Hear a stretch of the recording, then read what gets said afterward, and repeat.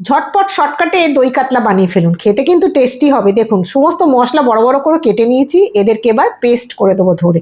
আর ধরে পেস্ট করে দিন, দিয়ে ইজি হয়ে যাবে, সমস্ত কিছু কাটাকুটি করতেও কম টাইম লাগবে। নুনটাকে ভালো করে মাছের ওপর মাখিয়ে দিলাম, হলুদ দেওয়া যাবে না যেহেতু দই কাতলা বলেছি।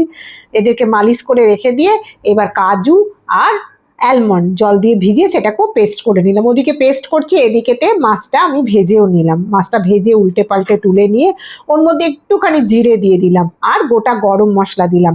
খেতে কিন্তু খুব সুস্বাদু হয় আর খুব কম টাইমে। রোজ রোজ তরকারি ভাল লাগে, মাছের তরকারি মাছের ঝাল, তাই বানিয়ে নিলাম সহজভাবে দই কাতলা।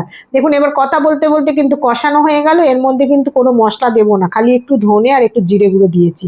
আর যদি মনে করেন এরকম সাদা সাদা লাগছে তাহলে একটুখানি কাশ্মীরি লঙ্কা দেবেন। আমার কিন্তু সাদাই ভালো লাগে। এর মধ্যে কিন্তু আমি কাজু বাদামটাও দিয়ে দিয়েছি আর দইটাও দিয়ে দিলাম। দিয়ে গ্যাসের ফ্লেম কিন্তু কম করে নাড়াতে থাকলাম। নাড়াচাড়া করার পরে ঢাকা দিয়ে দিলাম, তেল ছেড়ে দিল, নুন চিনি সমস্ত দিয়ে দিন, দিয়ে একটু জল ঢেলে দিন, দিয়ে এবার মাছগুলোকে টপাটপ ফুটতে দিয়ে দিন। খুব তাড়াতাড়ি হয়ে যাবে কিন্তু, আর খেতে কিন্তু খুব সুন্দর লাগবে। রং করতে গেলে একটুখানি হলুদ দিতে হবে সুন্দরের জন্য, নাহলে কোনো হেরফের নেই। রান্না রেডি, খেতে বসে যান।